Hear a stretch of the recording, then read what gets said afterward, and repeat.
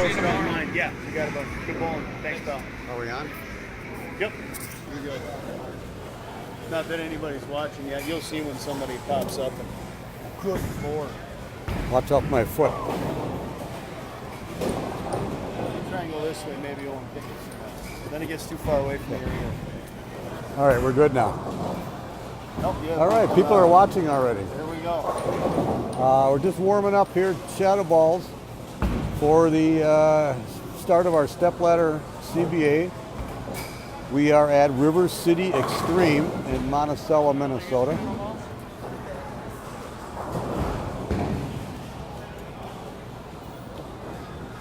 Top five are, let's see, we had a special format today. This was the first of our Bowler of the Decades tournament sponsored by the Locker Guy. So we had 8 games of qualifying. Then top 12 made the cut. They bowled 2 more games. Then we had the bottom 6 bowled single elimination games. 7, 8, 9, 10, 11, 12, those guys bowled. And the winners moved on to bowl the guys that were 4th, 5th, and 6th. And now we're down to the third, the person who was 6th, or the low score of that match was 6th. And then these 2 guys were 4th and 5th. So now we got Henry Trutwin against Kehoe. And our 3rd seed is Rocky Gonzalez. Our 2nd seed would be Scott Endersby, and our number 1 seed is Chad Nelson. So now that I botched all that trying to explain who the top 5 are, I hope you guys figured all that out.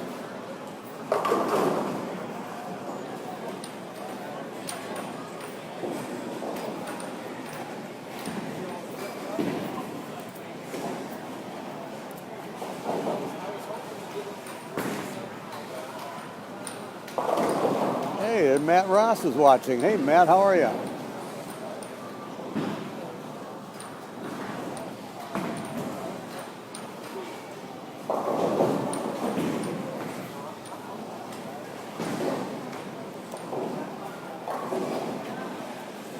The bowlers are taking 2 shots on each lane for practice.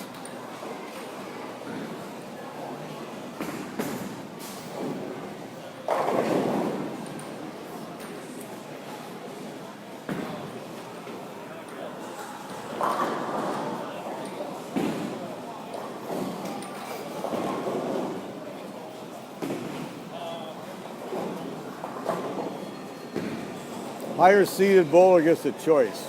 Yeah, are we good? You're good. All right, so... Erase the scores Yep, and go ahead and start. Who is higher seeded? I'm higher C. I will start on 16, and Q will start with 15. There you go. Kehoe will start the match. Henry Trutwin is the higher seeded bowler.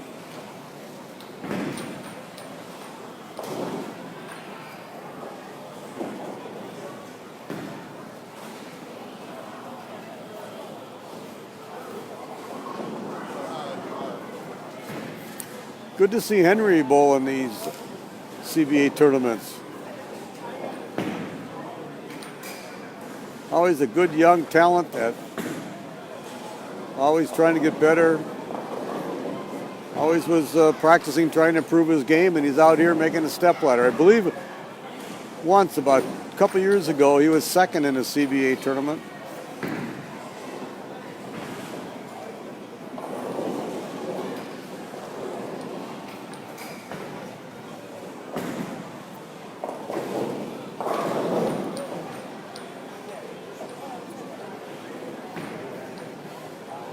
All right, there's the handshake. Kehoe will start the match. So this is the first event of the Bowler of the Decades tournament where we have anybody in there from 29 and under, 30 to 39, 40 to 49, 50 to 59, and 60 and over. We're using this tournament here in September, our CBA tournament in November, and the CBA tournament at which will be at Saxon in February.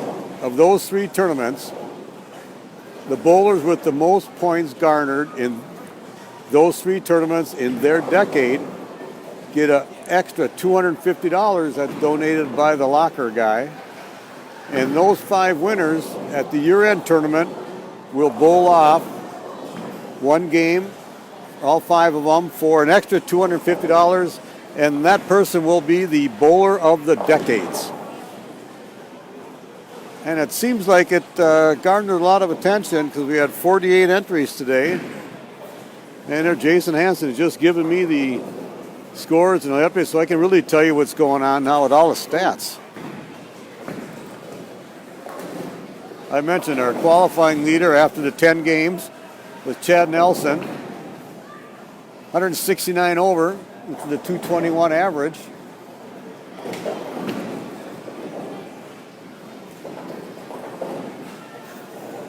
Actually, that was after 8 games. Sorry, but that was after 8 games, 169 over. And then when they bowled 2 more games, the top 12 guys bowled 2 more games. He was still our qualifying leader, but at that point he was only 153 over, so he lost a little bit.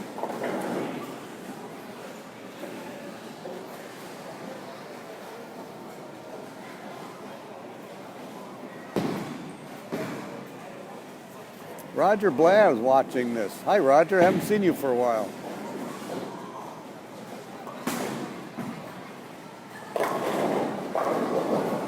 All right. Henry just threw a ball that we call a ho chunk.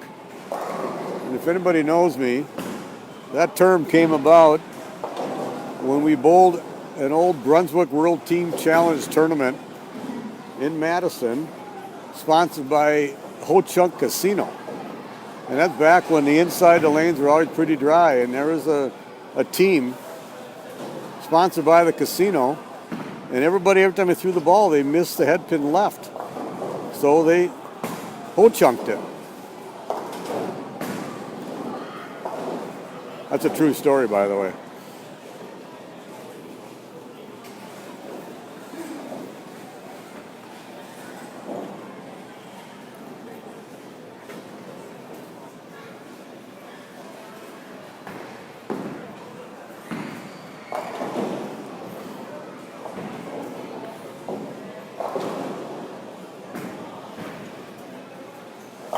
So Kehoe with that soft release right at the line, he's in quite a bit now compared to where he was in qualifying, where he was playing just pretty much straight up 5, swinging a little bit, and he seemed to be the only guy that could play out that far and then roll right up to the pocket. After his 8 games, he was 39 over after 8, and then after 10, let's see, he was 19 over, but so he qualified 8th after the 10 games.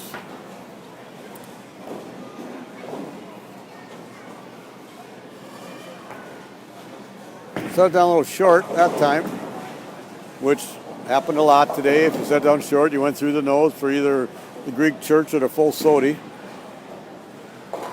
Or if you really tried to extend it to the right, you had washout, bucket, all kinds of stuff like that.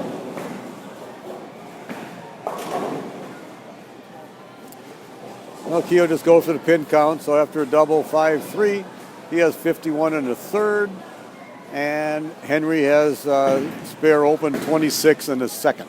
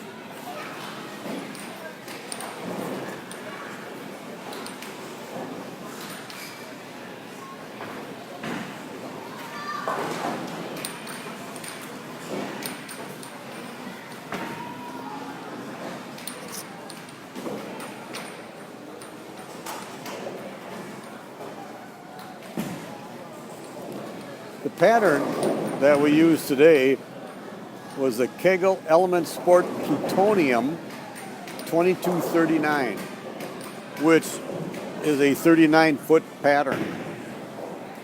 And during shadow balls, you could hardly get the ball down the lane because right after it came off the end of the pattern, it would take a left turn.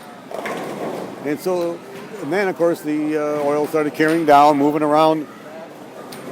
I don't think I've ever seen so many 130 and 140 games with so many good bowlers in a long time. It happened really quickly. I was like, me and Keo bowled 11 games out of 12 games together. We did. So Henry just comes back here. So Henry crossed with Keo for his 8 games of qualifying. And then they got seated right next to each other for the next 2 games. So they bowled games 9 and 10 together on the same pair. And then they moved and bowled somebody else on the match play. They each won. And then in the elimination round before the top 5, they bowled on the same pair. And now they're bowling again. So he just said of the 12 games bowled today, they bowled on the same pair, 11 of them. Did that help or hurt? I don't know. Keel's looking pretty sharp right there. Oh, funny story. Being that this is the bowler of decades, people had to put their age down on their score sheet. So we had to know what decade you were born in, or what you're going to be bowling in. Was it 20s, 30s, 40s, 50s, or 60s?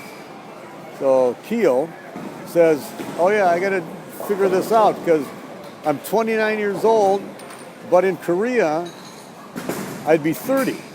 And I go, why is that? And he goes, because the day you're born, he says you're 1 year old. You're not 0, like you are here. So in America, he's 29. In Korea, he's 30.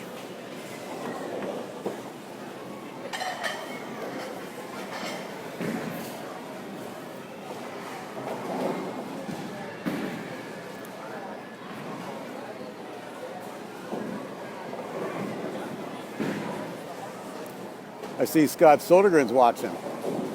Sody, you were supposed to bowl today. You said you would.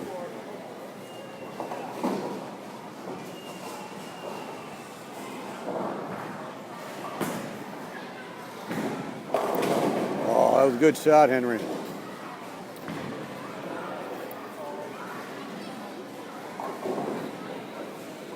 Of course, he didn't like the result.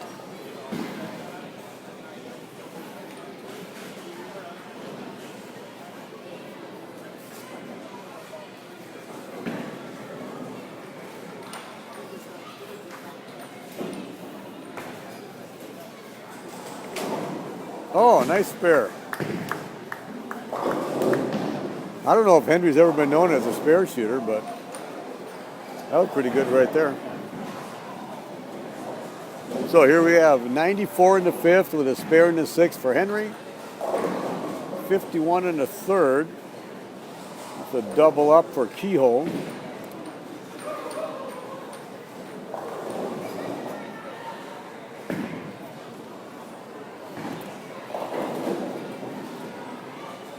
But right now, Keogh's up by 7 pins.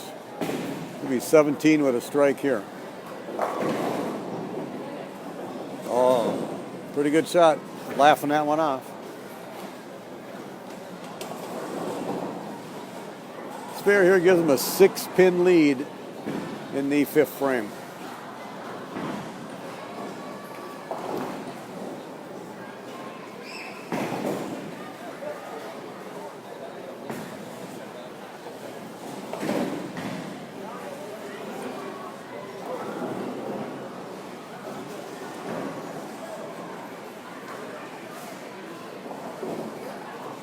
Hey, Nevin Brady's watching.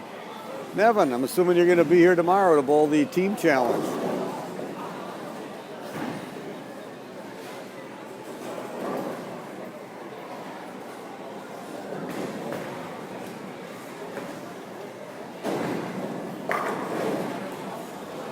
He's making it look pretty easy.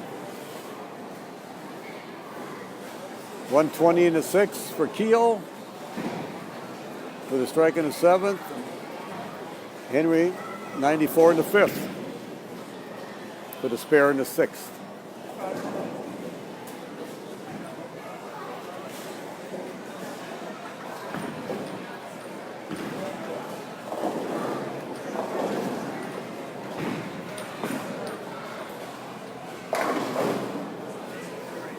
I think Henry liked that one. That's pretty solid. Pretty focused right now.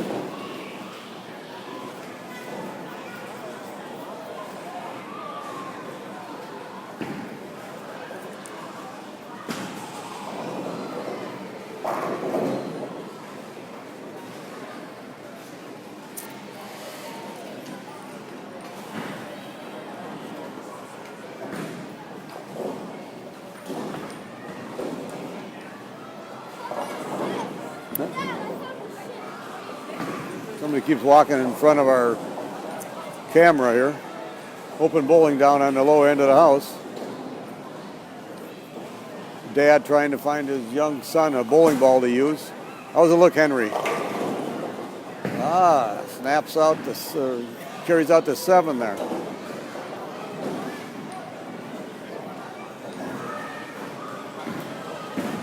Gives him a 4-pin lead in the 7th frame.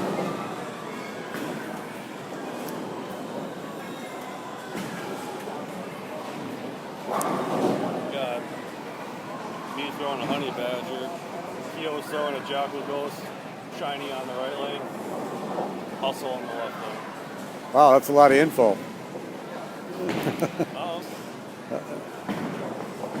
I thought Keogh was using the same ball, but he's using a Jackal Ghost on the right lane. And I don't remember what he said that Keogh was using on the left lane. And Henry is using a Honey Badger on both lanes. But Keogh got that double, so he's back in the lead by 6 pins.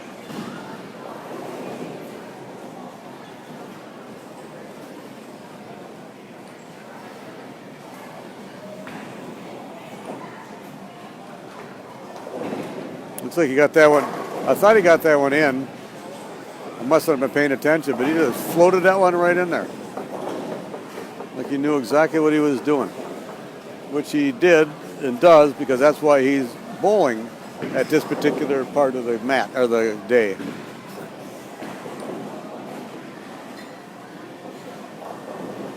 So that's a turkey for Keogh in the 7th, 8th, 9th frames. Henry needs this one to stay in the match. And he gets it. I don't think he thought it was going to strike. I'm not sure what he was thinking, but he's certainly telling Keogh what happened on it. Well, like Nelson Burton Jr. would say, the situation is this. Henry, down by 6 pins, has a chance to double in the 10th to force Keogh to double to win.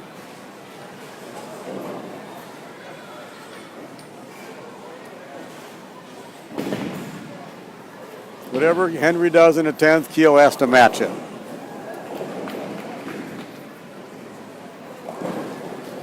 I was just handed the prize list for today's tournament. We had 48 bowlers, so therefore there were 16 cashers, with the top 12 making the cut. Oh, Henry didn't like that one off his hand. He lost that one a little bit to the right. The dreaded 2-8. I say dreaded because either missing on the right or you can hook by it very easily today. But a spare will force Keogh to spare in the 10th to win.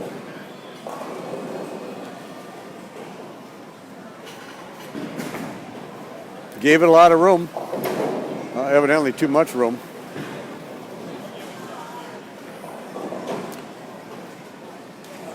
A score of 200 for Henry. He's not happy with that finish. He bowled very good today. Glad to see him out here bowling.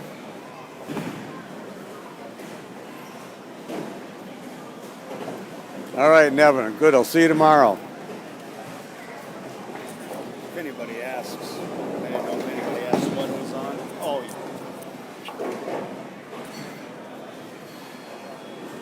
yeah. All right, the same 2-8 that Henry left, Keogh left, but he doesn't have to pick it up because Henry didn't pick up his 2-8, or Hank, as Jason Hansen calls him. Hank did not pick up his 2.8, so Keogh, oh, good thing Keogh didn't need it. So we had a score of 200 for Henry, 204 for Keogh. So Keogh will be moving on to bowl Rocky Gonzalez in the next stepladder match. We'll be back with you shortly. Nick Bates showed up for a second. Oh, Keogh, come on. Oh, I gotta go first. 2 on each.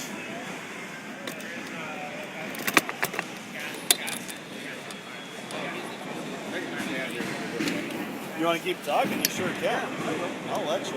I'll just order another beer. I'll go grab you one. I'll run for you. What are you drinking? We'll just tell that guy. Our server with the beer? Hazy. Hazy IPA.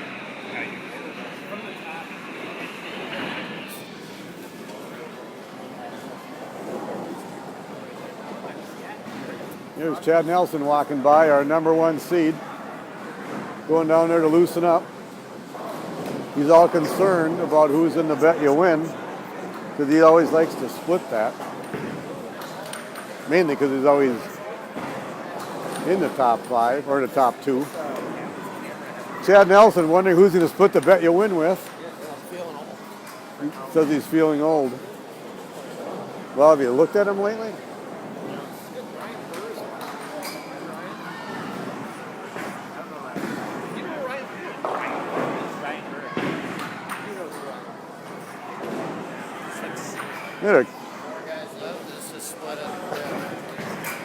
There's a few young guys back here wondering who Ryan Burr is, because Ryan Burr is watching. It's about time we got some decent commentary.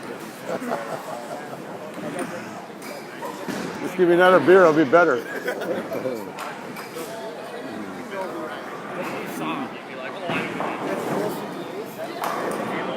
So Kyle Bischoff is explaining who Ryan Burr is to a couple of young kids. Keep talking about him. Maybe he'll show up. Ryan Burr now owns a bar in Owatonna. Ryan Burr, very good bowler. You might see him tomorrow, maybe. Well, maybe not. He might not bowl a team challenge. The next time I see him, you point him out. I'll go meet him.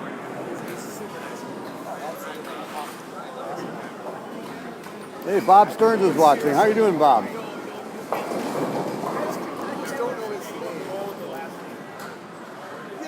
Comment, come in by Ryan Burr. There'll be a sighting tomorrow. He'll be here. I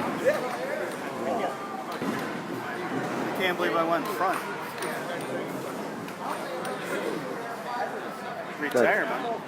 We're discussing Ryan Burr with these two guys back. You can't retire when you're 28.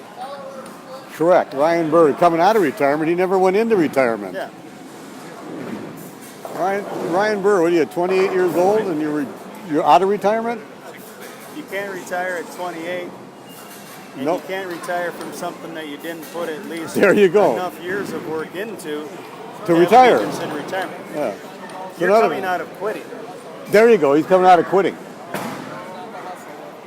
Bob Stearns is doing great. I like that. Has you heard from Brady? How's Brady doing in his in the regional in Madison, Bob?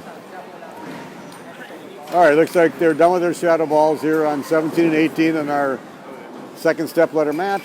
You got Rocky Gonzalez against Kehoe. Rocky, as the higher seeded bowler, gets a choice of who starts the match, and Jason Hansen walking down there to tell them exactly what has to be done, and he'll be coming back here telling me what's going on. Rocky is having Keogh start. So Rocky will have Keogh start the match. So here we're off on our second stepladder match. Oh, you're good. Yeah. Not really. Well, that soft release that Keogh has is working really well today. As far as who's left, We have Kehoe and Rocky. Our number 2 seed is Scott Endersby, and our qualifying leader, the number 1 seed, Chad Nelson. Chad is the only one of these 4 who has a CBA title. Well, not just a CBA title, 37 CBA titles, or 38, or we've lost track.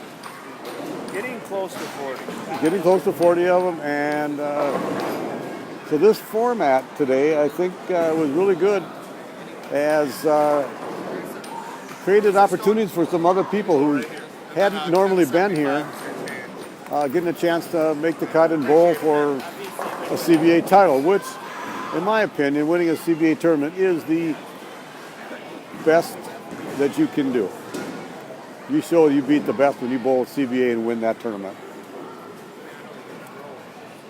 All right, Brady made the cut, currently 3rd in match play.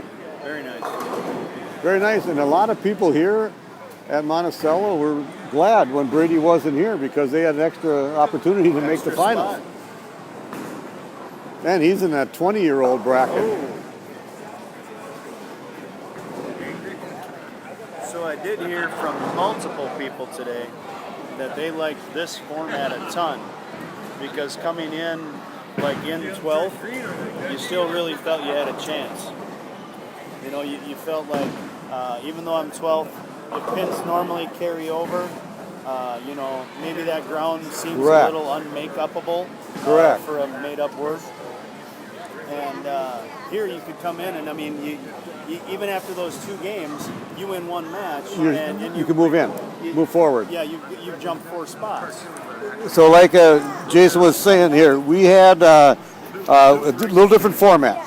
So everybody bowled 8 games of qualifying, and then we had the top 12 bowl 2 more games. We got seeded 1st to 12th.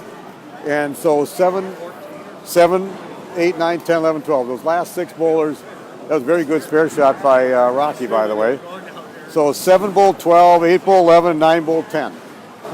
And normally in our match play with 30 bonus pins, it's hard to move up to get a chance to get into the step ladder because you're so many pins away from 5th place. If you're 200 down. Right, if you're 200 down, you don't have a chance to do that. So this was just and the reason why we come up with this format to try to do something different, create a little bit more interest. It really looks like it worked. People like it, like Jason said. A lot of people told him that even though that they were 12th, they made the cut, they still had the opportunity to win that next eliminator match and maybe another eliminator, and now they're here in bowling in a step ladder. Yeah. And our whole idea was to give other people a chance, an opportunity to win. You still have to bowl well, but it's just a little different format. Different format, maybe a better opportunity to climb if you're definitely struggling. Let's say you made the cut, but you're a couple hundred pins off that top 5, but now you can make that up by winning matches with an elimination style format. We got this format similar to this format. We were watching some of the PBA tournaments that they had last summer, where they'd have the different type of eliminator formats and stuff. So we want to do something. CBA has been going on since 1971. Like I mentioned, it is the tournament to bowl. If you win, you've beaten the best. But things get stagnant after a while, and you can only have that same format so often, and people can say, well, it's the same thing. The same people like that. So we changed something. We had a really good turnout of 48 bowlers today. There were 13 seniors, which are people 50 and over, which I think is very, very good. We usually get 6 or 7. If we look at the age brackets of the bowlers who bowled, there was 13 people over 50, and I think there were about 12 under 30. Yeah. So that's 25, almost, or that is half the field are over 60 or under 30. Yeah. We need some 30 and 40-year-olds to bowl these tournaments that we haven't had that era of bowler, wherever they went after high school and college, I don't know. But they're not out here bowling. It's a lot of my generation. That's a song by The Who. Yep, it's a lot of my generation. And Clayton Moore is watching. Why isn't Clayton bowling today, Clayton?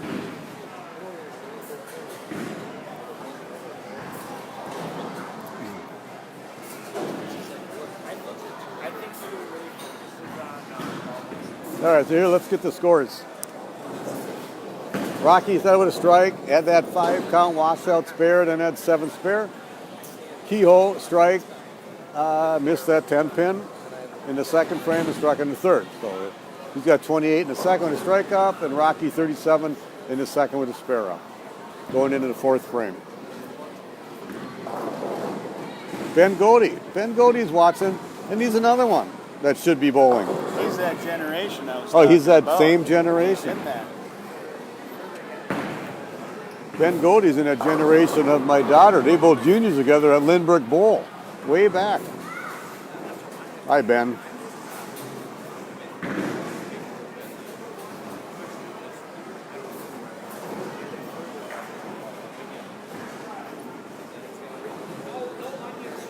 Yeah, take a picture.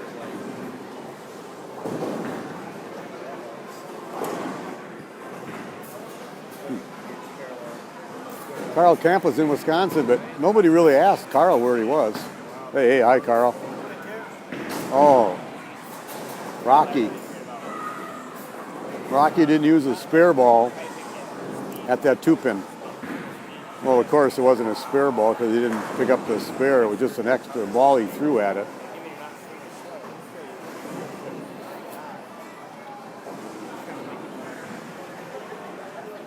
Tyler Hadrich is watching.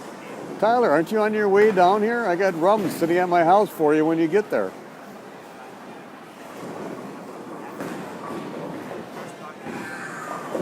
So a bad shot by Rocky. He gave a big opening to Kehoe, and he didn't take advantage of it. Hi, Ben.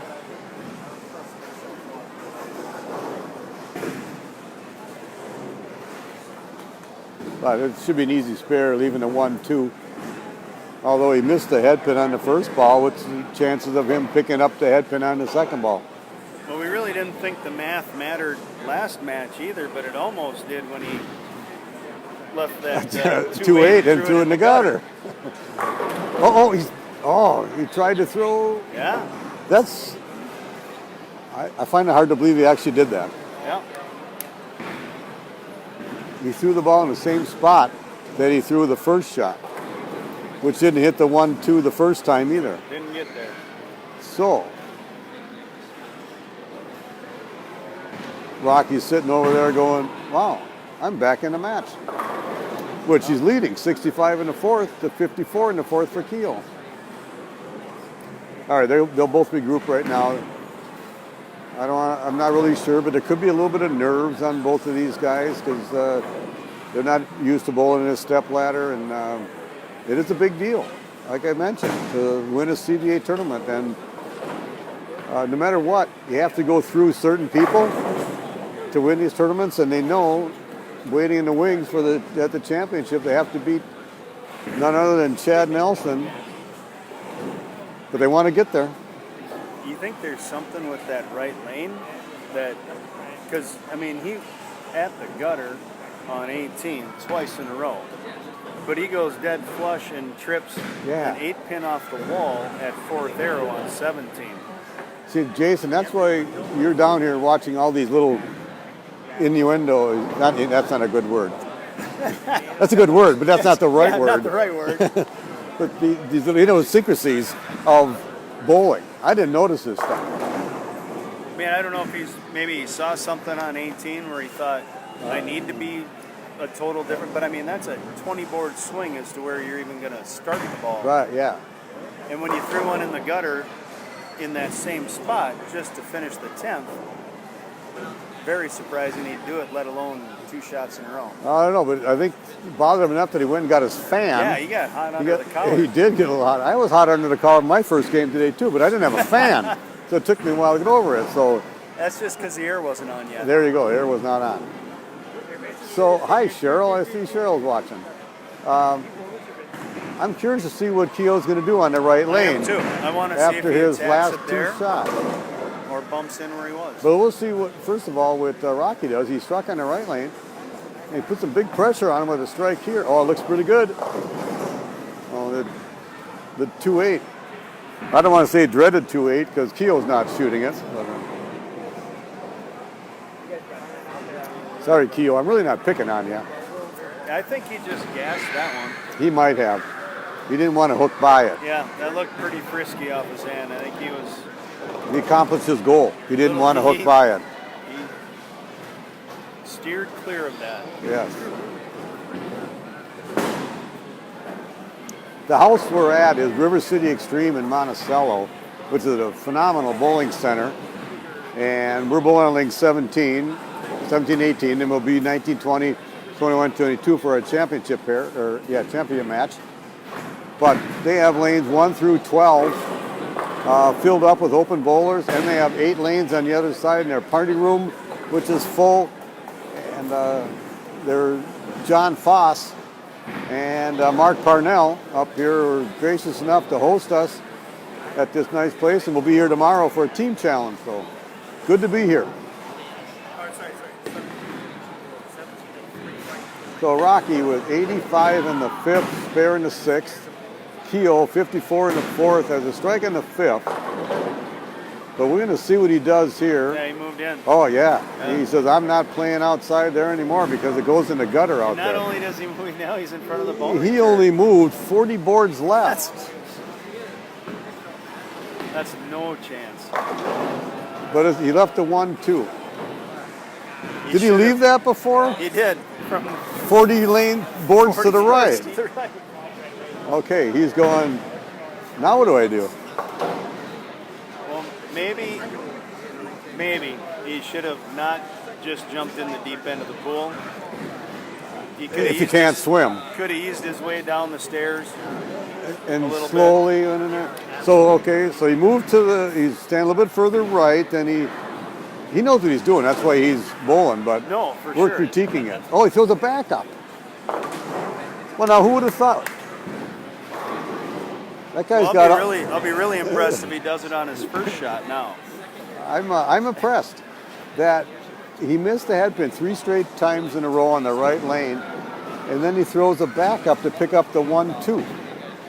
So I fully expect him to strike on the left lane because he hasn't missed yet there. Then I'm really curious to see what he's going to do when he gets back there. But he's 11 pins behind Rocky. That's still in it. Okay, well, the 1-2-4 that time.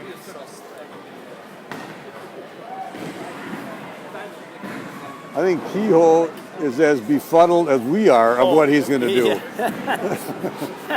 I agree. Yeah.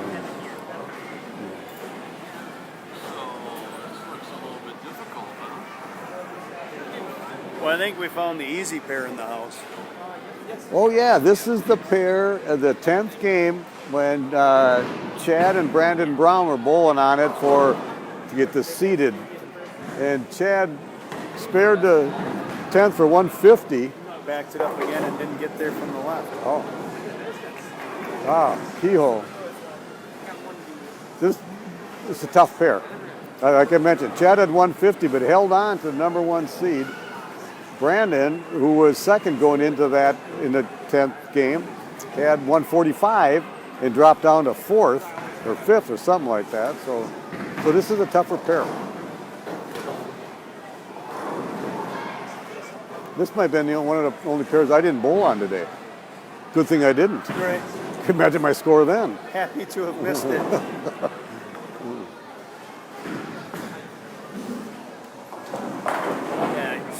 Oh, very nice shot, Rocky. Yeah, and he was way softer on that one, both at the And bottom. it looked, I'm not sure what ball he used. A little bit more aggressive ball. What was that, Jason?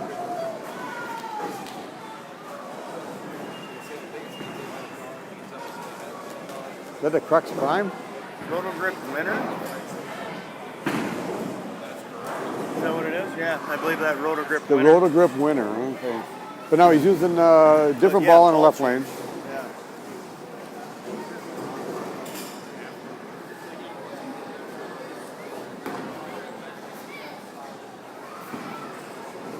That's the Hustle Hybrid. Or an Idle Pearl. That's Idle Pearl. Yeah.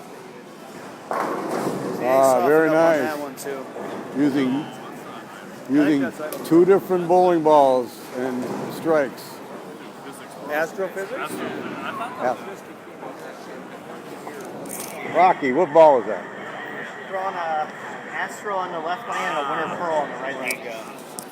Two completely different Astrophysics or astro? Astrophysics. That was an astrophysics on the left lane and a winner on the right lane. And it was a winner for a double. It was. The astrophysics was a winner for a double. That's pretty good. I got one of those coming. Astrophysics and a pro motion. The Belmo ball. The Pro Motion. Yeah, when I get my two-handed release, maybe will work good for me. Oh boy. Keogh's struggling a little bit right now.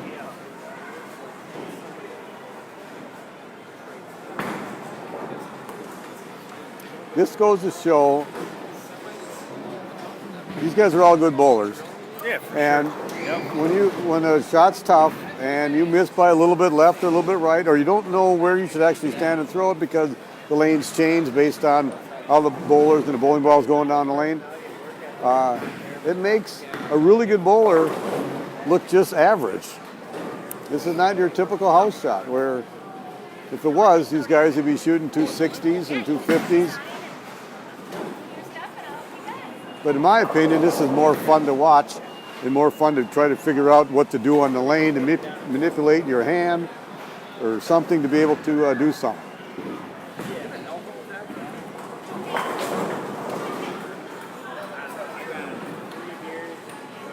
And he's coming back smiling, which is a good thing. He understands that he's throwing the ball well, it's just not in the right spot. Well, definitely times where you're handcuffed. Your game, your release, your equipment you have with you today, you know, what you got on this pair. Sometimes you're just handcuffed and you had no choice. Or nothing, no look. Nothing works. It's not supposed. Is that supposed to happen to me every tournament? No, every once in a while I get one.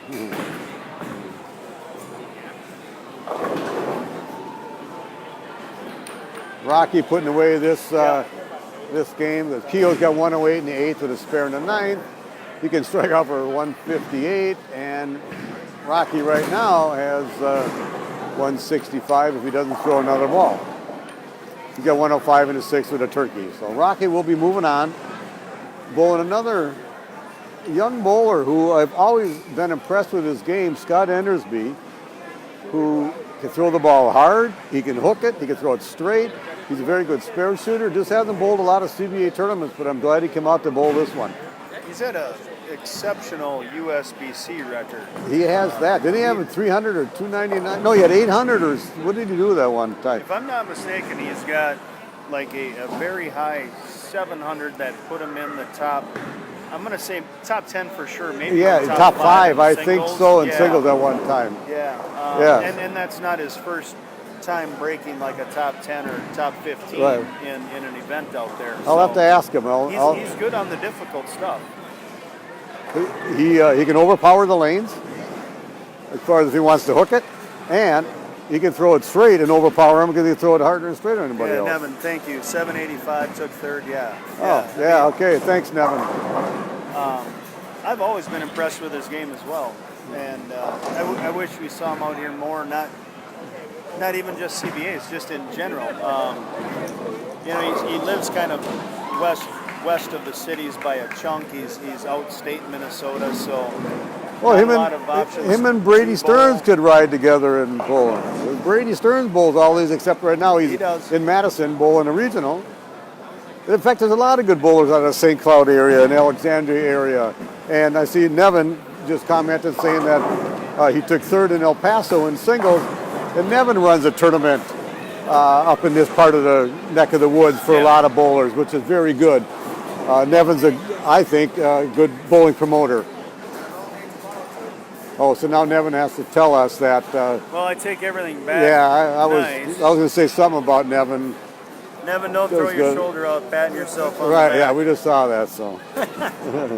But getting back, I want to finish my thought on Nevin. We need people who will promote bowling and run tournaments and do stuff. And Nevin seems to be one of the guys that has taken control of that and taken charge of it. And up in the great city of Alexander with a great bowling center that's been in that family for years. I'm really happy to see that, Nevin. You're doing a good job. Thanks. All right, we're going to be moving over to lanes 19 and 20 for the semifinal match, which will be between Rocky Gonzalez and Scott Endersby. So, but in the meantime, Jason has to take a picture of the top 5. So give us a few minutes before we get back to you.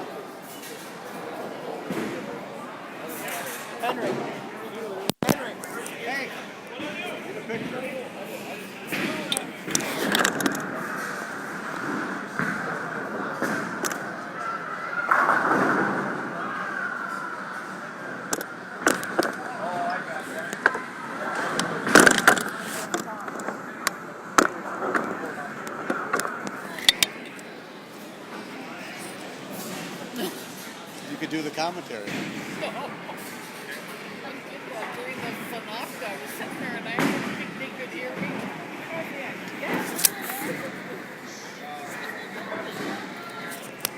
Mind if I sit there, Will? Hey, we'll sit there. I'll move over. Okay.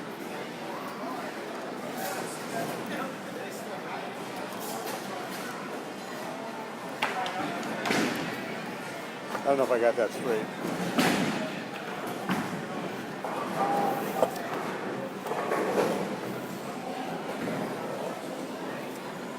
We're right here. We actually went one too far. Oh, I went one too far. Never mind, you can stay here. I went one there too far. Whoa. Well, I guess we can still stand there. I just don't want to tip over these bags.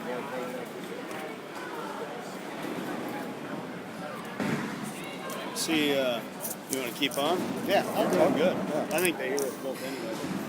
I think so. Yeah. That's going to be balling Team Hammer this year. Monticello. That's a good pickup.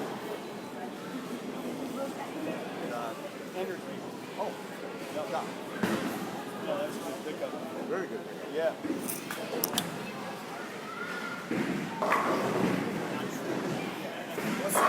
What's next?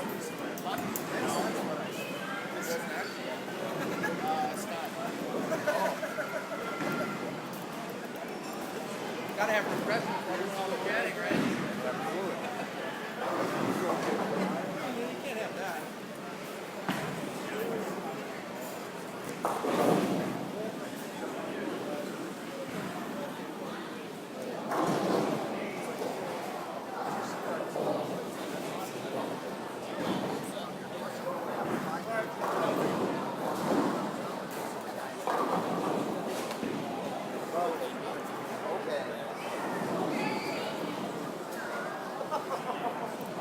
So I see John Foss just commented saying that Scott Endersby will be bowling with Team Hammer this year.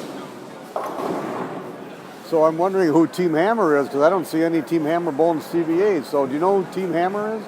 Anybody you know that comes out and bowls the CBA from Team Hammer? Well, John Foss was here working today. I guess I don't know much else about the rest of the team, why they wouldn't be here. I don't know. I was wondering who's on the team. I'm not really sure how that team broke down, but the Columbia 300 Team Hammer historically was like Nick Larson, Scott Cable. Oh, that's right. And Foss. And Eric Vermillier. And, yes, okay. I remember, I know And that. I don't know if that's all intact as it was, but that's the group. That's the group. Well, Yeah. we need to see more Team Hammer out here bowling the CBA Team tournament. Hammer, Team Columbia 300, they were, Right. Combo, all of them. Pay right up or just keep it open? Thank you.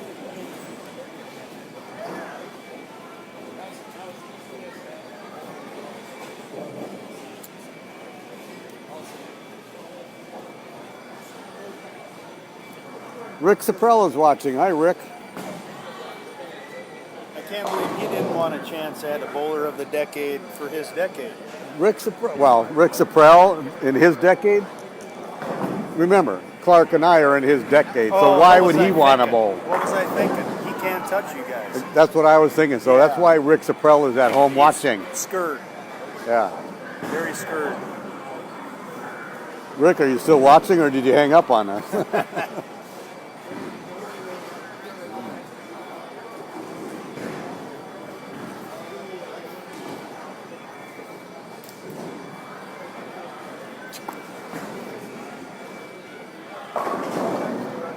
Rick, if it's between me and Kyle Gibson, I'm pitching, and I know I could do better. Oh,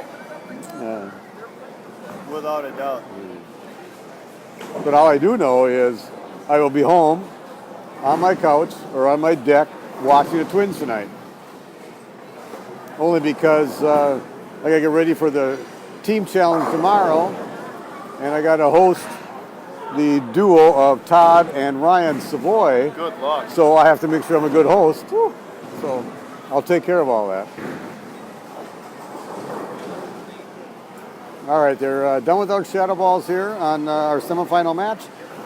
Scott Endersby, Rocky Gonzalez, Scott being the higher seed, has chosen to have Rocky start the match.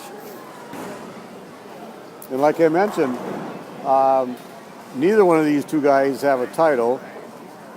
Chad, of course, our number one seed, has more titles than anybody.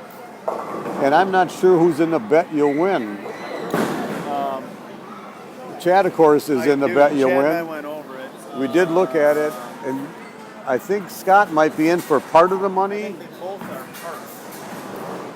part. The bet you win, by the way, is you can spend either $10, $20, or $30. And if you spend the $30, and if you win, you get half the money that's in the pot. If you only spend $20, I believe you get 30% of it. Rocky is in. So Rocky is amount. in the full amount. So Scott is in for the 20 or 30%, the $20 amount. the $20 amount. Yep. Okay. So Keogh has his fan going over there, and he dropped the battery out of it, and he's messing up our conversation.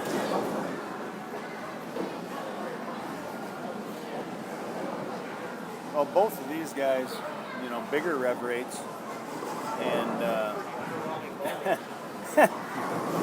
you can't read a comment from Saprell saying my decade was when bowling was bowling and not start laughing. But both these guys, I think you're going to find, I think this lane's got a little more back end, a little more down lane motion anyways, but I don't think we're going to have as much not getting the ball there as we Correct. definitely saw last pair. At lane, that pair, 17-18, was tough. You got it. Drive safe. So when Rick Saprell, when he says his decade when bowling was bowling, well, I am older than Rick Saprell, so he's in my same decade, but I'm still older than him. It was just bowl back then. It wasn't bowling. No, it is bowl. Just bowl. What I can tell you way back when is in the old days of the lacquer and stuff, when you just used one ball, we got into where you had the one rubber, one plastic. You really couldn't miss the pocket, and you just played second arrow, and you threw it up there, and you either got a strike, either up to 4-pin, a 10-pin, or a 7-pin, or a 6-pin, or whatever it was. But then you just picked up all the spares, and you averaged 2-0 because you went 9 spare the whole time and maybe a double. Now you get a 4-bagger, and then a Greek church, and a 3-bagger, and a full sody, and you still have 200, but it's a different way of getting there. It sure is. I remember kind of maybe picking on Nick Pate a little bit, who, of course, accomplished player, Team USA member, Right. gold medalist, two-time gold medalist. Oh yeah, and he won a CBA tournament in June at Tex. He Yep. beat some old guy there. I remember that. Yeah. I remember that one. But I remember talking to him, and the mindset of my era and older always was, spare shooting and mixing in a few strikes. I might have been ribbing Nick about not being the best spare shooter that I know. And his comment back was, well, 8 strikes a game is 220. And I think that really is a little bit of where the sport has kind of turned. I think you're right. The guys know if I can rattle off 8, 9 strikes out of a possible 12, I'm probably going to win. Correct. And I don't think spare shooting is nearly the. I don't think it's focused on. They don't put the dedication into practicing it as much as they do just going out and trying to string strikes. I think you're right. And years ago, a bowler I used to travel with all around, all the time in the cities, who was, we call the first cranker back in the 80s, Chris Harrison. Yeah. Who always used black hammers, and he hooked the ball more than anybody and struck more than anybody, of course, too, but he had a hard time picking up spares, especially 10 pins. And his comment, spares are for chumps. Yeah. Didn't need them. Yeah. But, and you don't maybe 80, 85, 90% of the time. But in a long format, when a shot's tough, you have to be able to pick up those spares. And if you look at guys, well, let's take a couple guys, one guy right now, practicing over there on 23-24, Chad Nelson. Not only can he hook the ball with mud, throw it straight, throw it hard, hit a spot all the time, he picks up his spares 99% of the time, and that's why he's always up there winning. So they do come into play to win tournaments, maybe not to win a match. Yeah.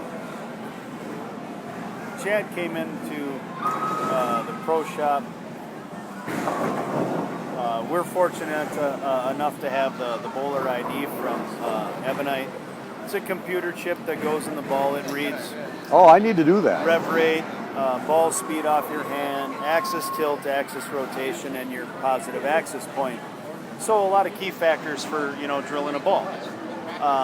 Chad, what I have a customer do when they come in to do it, I'll have them throw 10 shots. That's a nice sample size. You're going to get a pretty solid average of their varying releases, because obviously most of us amateurs have Varying releases. yeah, varying Right, releases, yeah. Right. and it gives us a nice blend of what they do. So Chad came in. Good spare by and Rocky. We took 10 shots, a release, and we ran the numbers, and the standard deviation on his axis point was 0. Which means? All 10 shots were exactly the Okay, same all right. axis. His rev rate didn't vary by more than 4 RPMs. So when your high is 316 and your low is 312, and Wow. 10 shots are all between there. Anyways, the numbers went like that through every category. But the amazing thing to me was when we did Very his good B shot by release, Scott right there. the same. And we went to his C release, and it was the same. So Wow. when you talk about, and I don't mean the same, the numbers were different, but within But- the category, I gotcha. his standard deviation was almost nil. Which tells in you every category. he can repeat his shot. Whatever he's going to do, repeats it all the time. If I'm going with my B release, I don't miss it. So I'm just going to hand these out for now, and then if Sure. Then we got a guy coming next to us that's giving us our tab because he thinks we're done drinking. yeah, I know, right? Yeah. We can rip it up if you want. another Why round. why is my receipt really long compared to Jason's?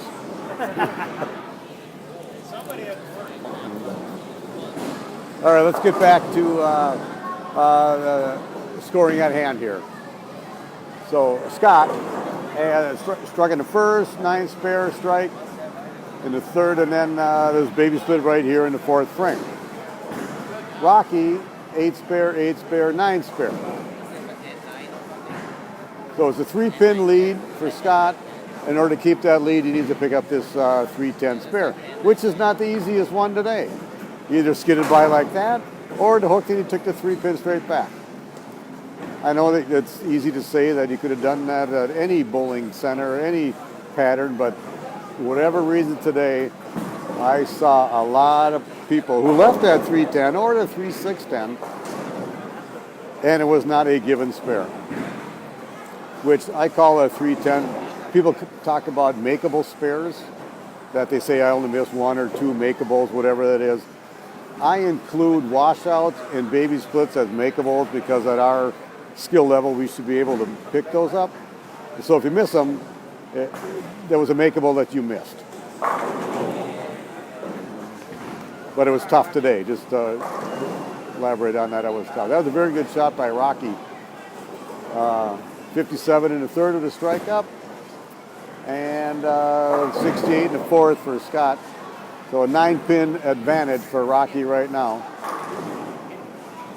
And I wasn't paying attention. I'm not sure what ball he's using. I don't know that he changed balls now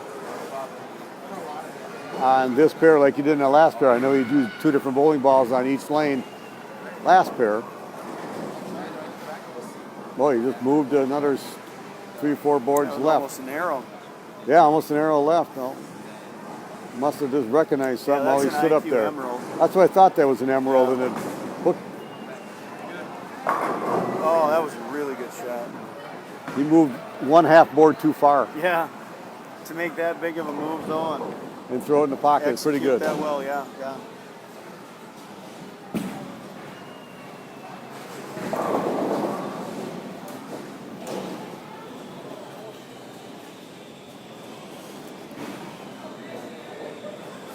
Urethane. If I would ever point out, the one thing that I don't care much for, especially on spare shooting, how many people think I can throw a urethane ball for my spares, because then it gives me another ball to have in my bag for when I come across the short pattern, or I come across, the hooking house or whatever. Right, yeah. But I just don't like Oh, how much hook you can get out of a urethane when you're going at your spares, and then just like we saw there, you try to be firm, you still have to flatten it out some, and if you throw plastic, you can just have that same release and not have to mess with it. I have a plastic spare ball. Yeah. But like you had mentioned, some people bring a urethane ball they can use for spares, or they can use it for a strike shot. A guy like me with a lower rev rate, Yeah. well, that was a pretty lucky shot, Scott. You got snap crossover for a strike. Sully's watching. That's 9 spare, Sully. I wasn't going to comment to him.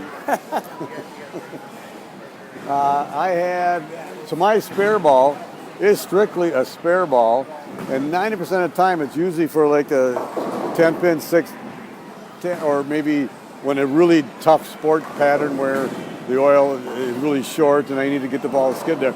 So it's really not an extra ball for me to use as a strike ball if needed. So when I take that ball with me, it's taking the place of another strike ball that I really could have. So then you got guys like Dave Langer, our good friend Lumpy, who never uses a spare ball, but yet he's one of the best spare shooters I've seen around here.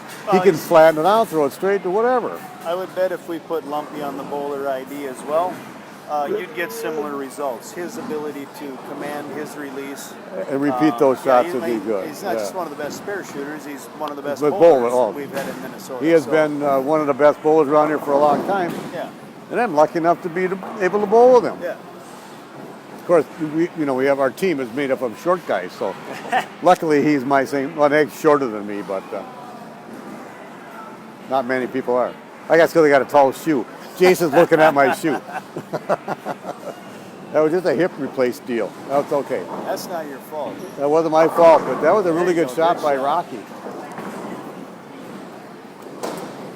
He made that mistake by missing that 10 pin. We talked about the spares. You do need spares to win. If you win, like you mentioned, Nick Bates has 8 strikes and you shoot 220. But if you don't get those 8 strikes, you got to be able to pick those single pins. Now, we're also not saying that Nick Bates not a good spare shooter, which he is, but I understand what his thought process. Right.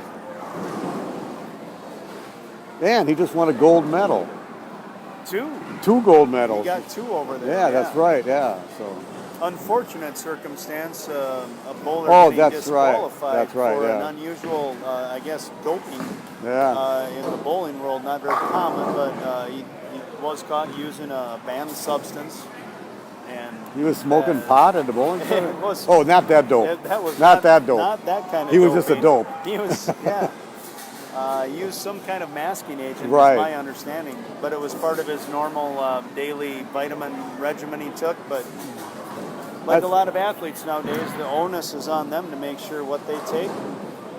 I thought that only happened in baseball, and and then they would take diuretic for a masking agent, and they go, "Oh no, I wanted to lose some weight, so I saw it, and a friend of mine prescribed it to me. Oh, not a doctor? Right. Yeah. Right. Those guys who make millions of dollars a year. I'm not to get on the subject of baseball, but that stuff bugs me. Yep. All right, that was a very good shot by Scott. So here, this is what we got. Maximizing on that Brooklyn. Yeah, 68 Three in bagger there fourth with with the turkey, and Rocky with 85 in the fifth with a double. So a 13-pin lead right now for Scott going into the eighth frame.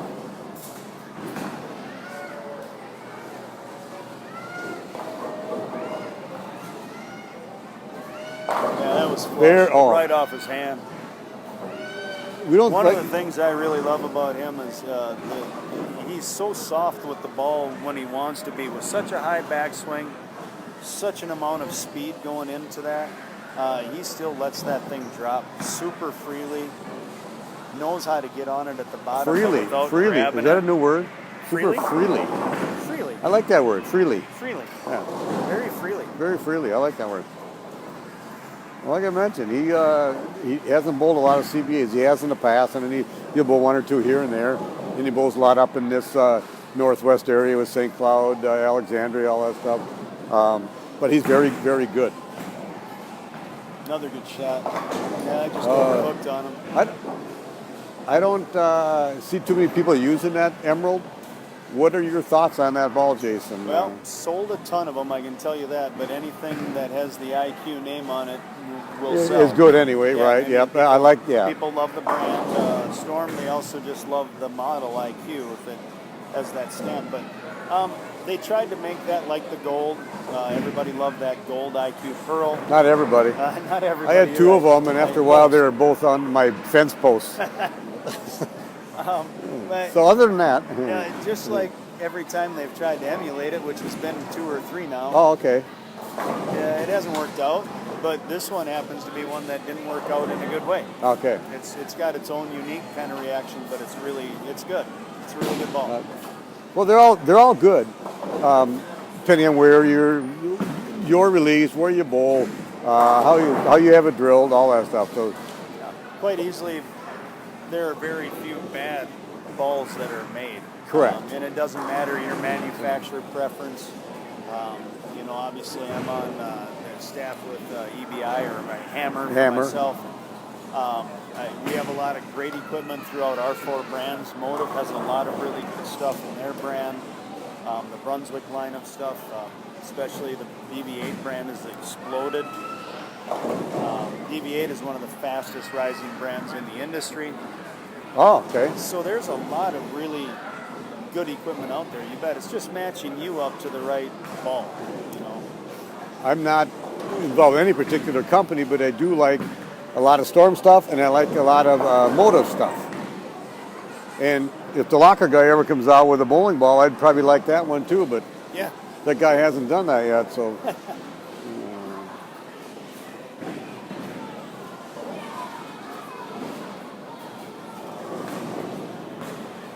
So I think we're down to just a little formality here. Rocky 150 in the 8th, spare in the 9th after picking up that 245. He can strike out for 200. 48 for Endersby Max. And then he's at a 218 pace or something like that. So barring a catastrophe here, Scott should be moving on. I don't know Scott's best finish in a CBA tournament either. You what? I don't know his best finish in a CBA tournament. I don't know that. That's unusual. There's a CBA stat That I don't know. off the top of your head that That you I don't know. exactly. I will find that out. Ladies and gentlemen, this is a first on this broadcast. The only stat that Tom Corbett can't just name off the top of his head. What Scott Endersby's best finish is. Yep. Mark my words, I'll Yep. know before we get to the last game, though. I seem to remember a lot of these things. This one I don't know. I believe he had a 3rd place finish once, though. Well, he will best that if that's the case. Well, exactly, yeah. Oh, 2 fortunate Brooklyns.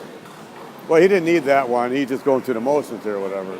The only thing better than one Brooklyn for a 3-bagger is 2 for a A six-bagger. There you go. Yeah.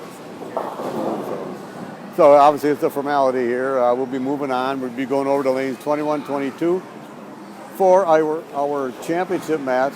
Chad Nelson, who's been practicing over on 23, 24, and every time I see him throw the ball, he's shaking his head. And I don't know if he's shaking his head watching Scott strike or shaking his head because he can't strike on 23. But that pair wasn't nice.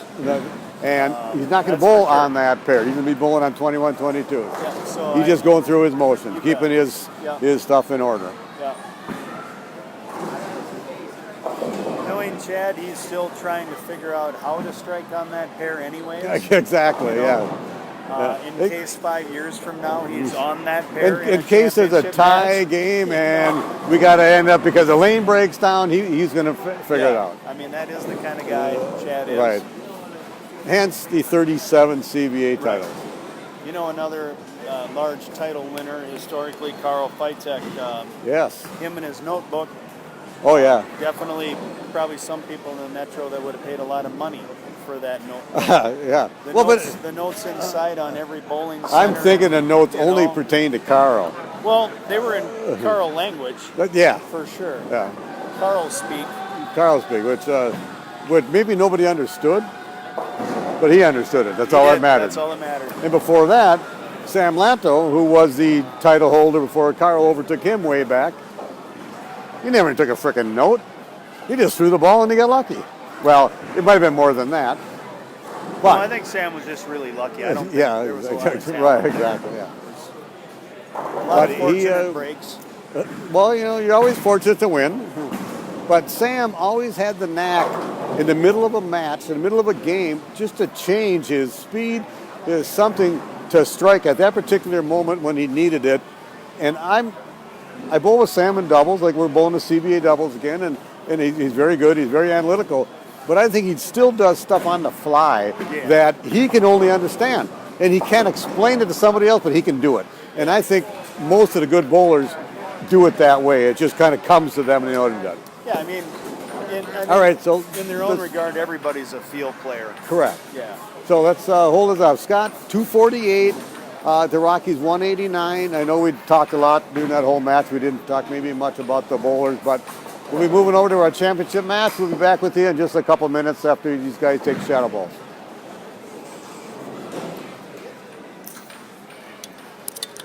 You move it, right? Two on each, yes, sir.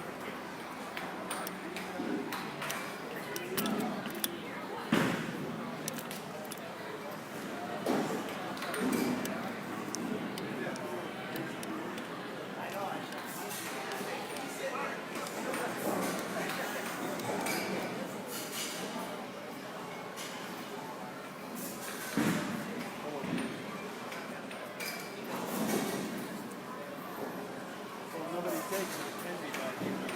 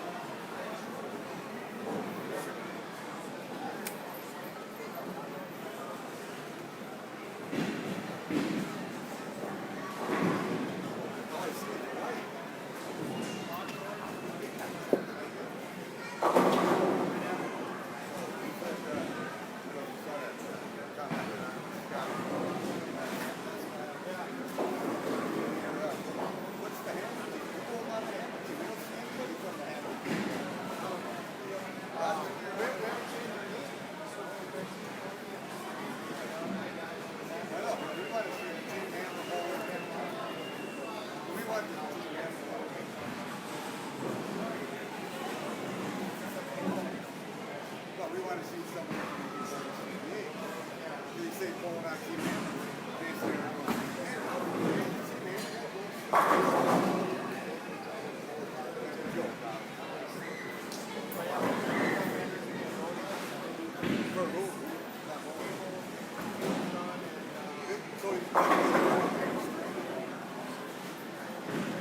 Slap that.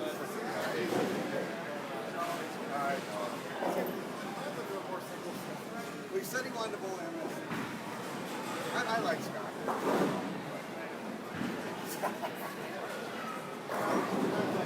That's all him. Wow, you're a liar for that. Trying to stare at me as I was walking by.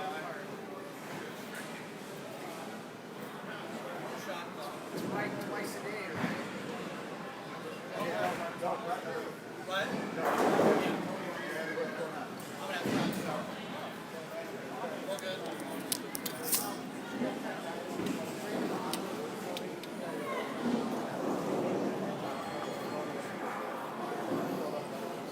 All right, we're done with our shadow balls and practice for the championship match. Just erasing the scores. Chad, being the higher seeded bowler, is electing to have Scott start the match. They are both in the bet you'll win, although Chad's in for the full $30 and Scott's only in for $20, which is based on either 30% of the pot or 50% of the pot.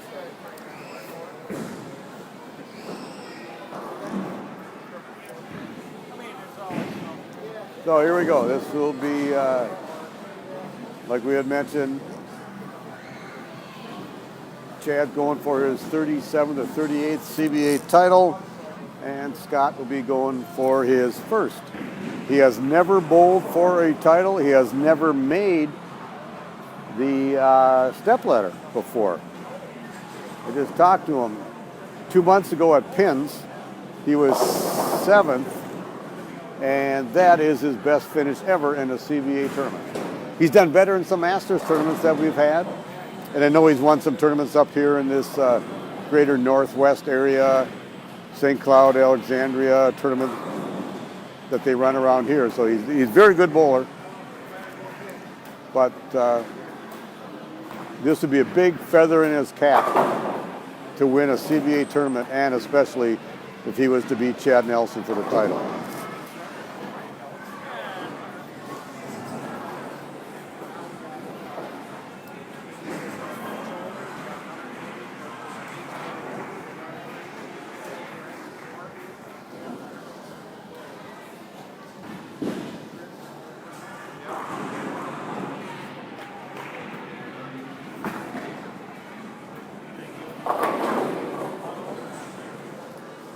So Chad, who led qualifying after the 8, and then of course we had the extra 2 games of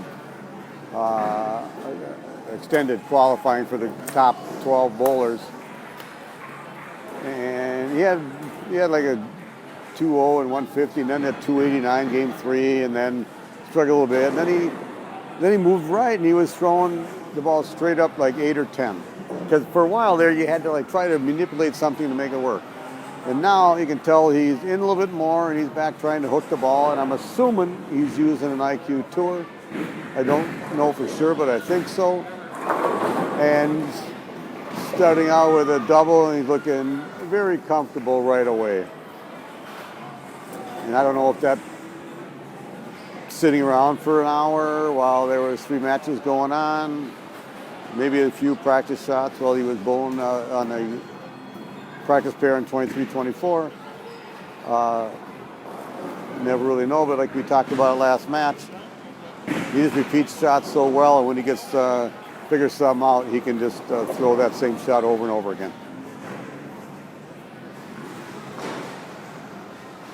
But Scott, when he gets that ball at the bottom, right at the release point, he comes through that ball so fast, but so smooth. I'm impressed. I'm very impressed with his game.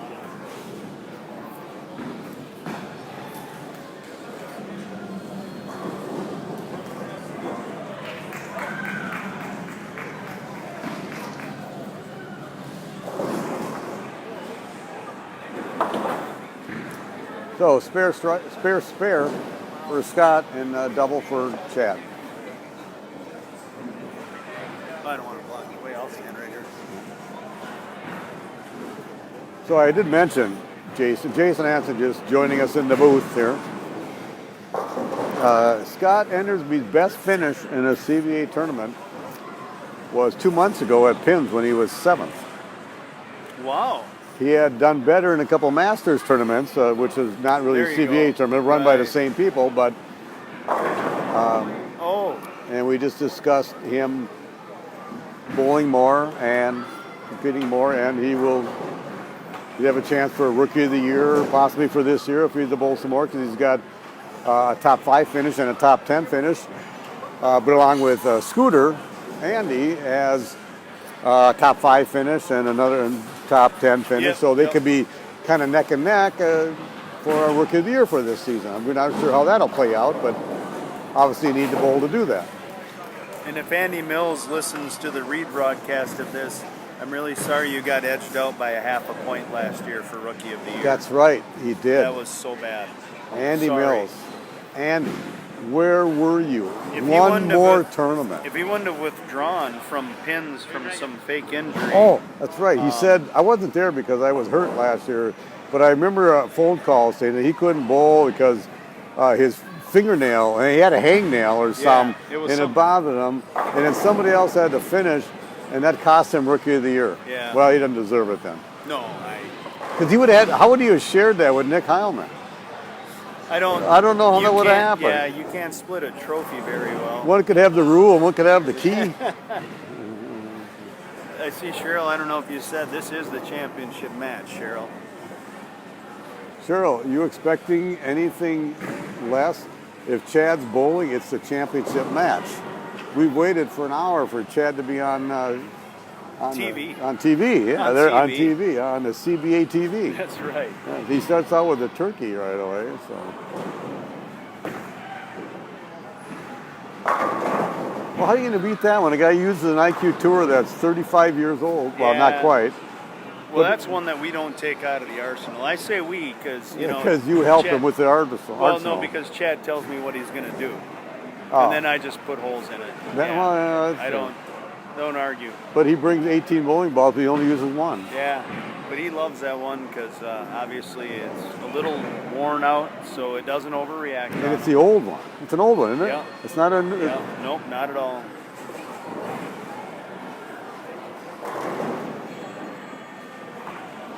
It is so nice and soft. Yeah, no. Man, For that big of a back swing, Yeah. that much speed, it's soft at the bottom. an Let it off absolute his hand. amazing release. But if you watch that in slow motion, I bet you it's really, really fast release, right?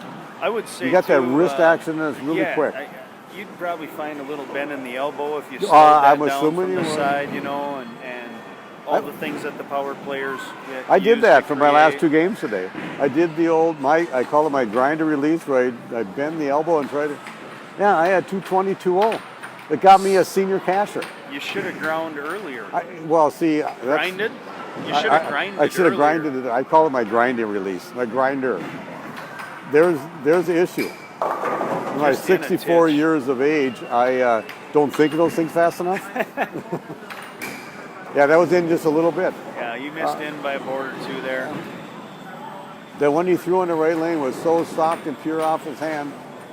And that'll just tell you, too, if he's bowling on a house pattern Yeah. and he throws that shot, he's striking, and Yeah. he would have struck on that left hand, too, All because they day would have long. all day long. And he'd either, only reason he wouldn't shoot 300 because he would leave a 9 or an 8 or a 10 or Right, something. Right. But he could average A 240 bad or break. 50, a bad break. But when they're a little touchier here, a sport pattern, which again, this was called the, This was, we talked about it earlier. Plutonium. Plutonium, 39 feet. 26.92 or 25.92 mils, 39 feet. 1.3-ish to 1 ratio, Okay. so very flat. Very flat, and they started out, they were hooking a lot. The backhands were just flying, and then all of a sudden they weren't, and then they were, and then an early hook, and then so they were touchy. And all the time we're doing this, Chad's got a 5-bagger to start the championship match. Ho hum. Yeah.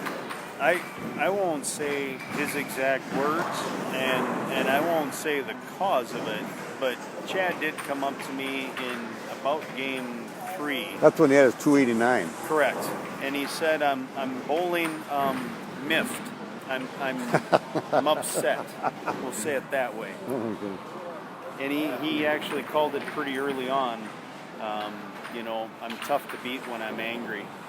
Well, yeah. He's tough to beat when he's... I think he's tough to beat anytime. Exactly. I don't know if I've ever seen him angry. Oh, that went. Not your fault. Well, now that Chad has the first 6, first of all, he hasn't won the match yet because Scott's got, Plenty of time left. Plenty of time left, and Scott could run off a 5-bagger just as easily, and something could happen with Chad. But And he's clean, so there's... And he's clean. You bet. And he Yeah, threw that so one so soft. nice. Oh, Must have skidded out too far. I think he's a little quick on that one. It could have been. Hard for us to see without Little our firm. with our cats thing Yeah. here, and we Yeah, don't have Randy Peterson's ball track stuff where it says all that. You have to do this by sight. Our budget's lower. Our budget's lower, and our sight is not as good. Speaking of, we'll take donations, sponsorships. Yeah. Anybody If want to anybody come up with wants to anything? buy Specto for us, we'll let them. We're okay. We'll take it. Yeah. Well, now with that open by Scott with 104 in the 6th, 224 is the max he can have. Yeah. With the 6-bagger for Chad, he's in the 240s already. So, I was going to start talking about how many times have we had a 300 in a championship match? Once. Brent Newman. Brent Newman beat our friend David Langer over there just a couple years ago. At Bolero in Blaine. I Yeah. would just like to point out to the audience, that's the first stat that Jason Hansen is actually known off the top of his head. Exactly. Yeah. Well, but he hasn't been doing it as long as the other Yeah. ex-tournament director, who was a statistician for 8 years before he was a tournament No director. wonder. And then now he's executive director. So that same guy has been involved in his CBA for like 30-some years. It's a passion for me. I'm talking about myself if you guys haven't figured this out by now. But this is it's a passion for me. I love the CBA. I think it's the best organization. First of all, that's up in the Midwest because that's where we're from. I don't see other areas, whether it's the Southwest, Texas area or wherever, that has an organization like we have here. The CBA has been going on since 1971. And if you want to showcase your talents as far as the best bowlers around, this is the tournament, and I think it's the greatest. Yeah. And I'm really happy to be part of it. So Chad's got 7 in a row now. So the tournament is pretty much over. It's just a matter of Chad's going to shoot 300 or not. Yeah. Does he want to become the second? Well, if he would have thrown it better. Right. Just didn't want it bad enough.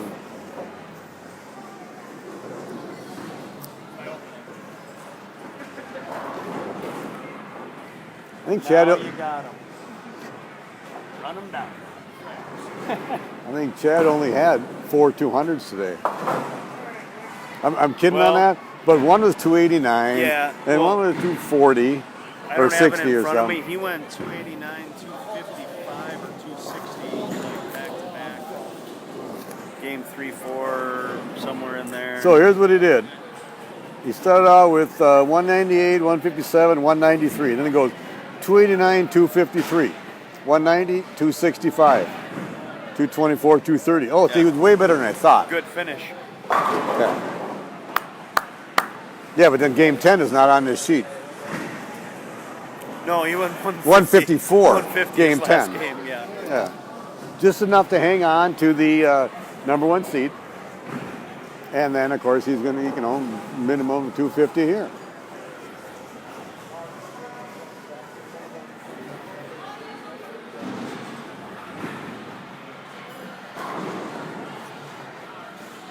I'll ask you now.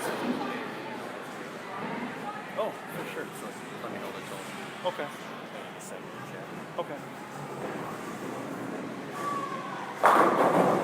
Very nice shot, Scott. You know, if Scott doesn't leave that, was that 210 he left in the sixth frame? Yeah. Which yeah, I thought was a really that good one, shot. yeah. Just right, Yep. you just threw a little too hard.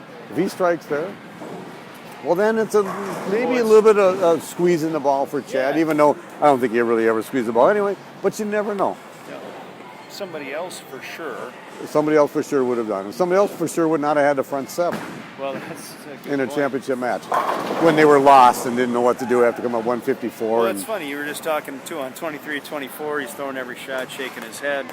I truly believe he was analyzing that pair because that's the kind of competitor he Right. is. You know.